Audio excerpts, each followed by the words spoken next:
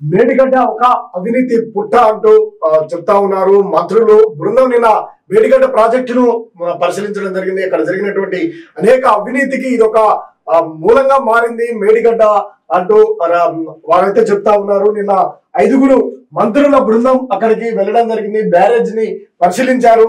అది ఎందుకు కుంగిపోయింది అనే దాని మీద వారు పరిశీలించడం జరిగింది.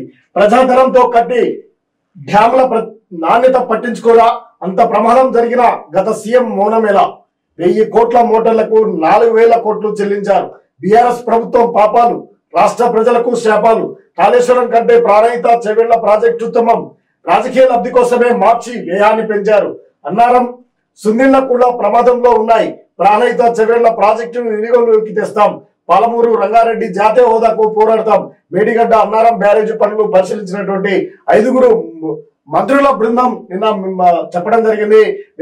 మేడిగడ్డ కాళేశ్వరం ప్రాజెక్టు వారికి ఒక కమిషన్లకు ఒక నిలయంగా మారింది, అవినీతికి ఒక పుట్టగా మారింది అంటూ ప్రశ్నిస్తా ఉన్నారు. వారిపైన చర్యలకు పాల్పడినటువంటి వారు గత ప్రభుత్వంపై ఎవరైతే బాధ్యులైతారో వారిపైన కఠినమైనటువంటి చర్యలు అయితే తీసుకుంటాము అంటూ చెప్తా ఉన్నారు. న్యాయ పోరాటానికి ముందుకు వెళ్తాము అంటూ కూడా చెప్తా ఉన్నారు.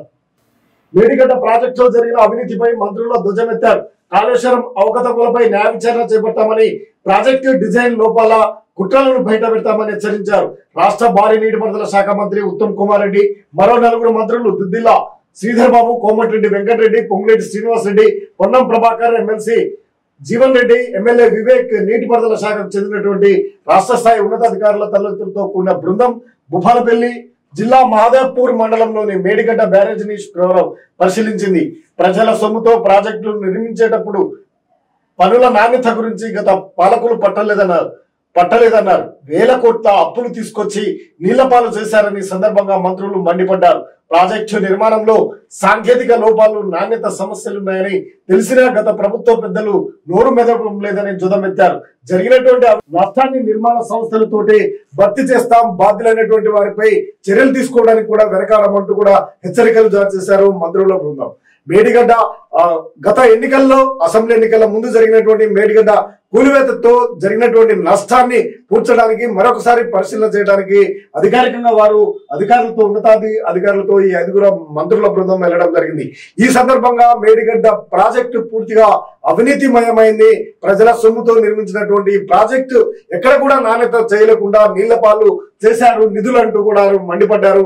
వారిపై చట్టపరమైనటువంటి చర్యలు తీసుకోవడానికి కూడా వెనకాడమని చెప్తున్నటువంటి వార్తను మనము ప్రధానంగా చూడొచ్చు. ఈ మేడిగడ్డ పైనే ప్రధానంగా కాళేశ్వరము ఎంతో తమ యొక్క కలల ప్రపంచంగా చెప్పుకున్నారు కేసీఆర్. కానీ అది అవినీతికి ఒక పుట్టలాగా మారింది అంటూ కాంగ్రెస్ చెప్తా ఉంది. అనేకమైనటువంటి అవకతవకలు జరిగాయి, వాటిపైన చట్టపరమైనటువంటి చర్యలు తీసుకుంటామని కూడా హెచ్చరించడం జరిగింది మంత్రుల బృందం.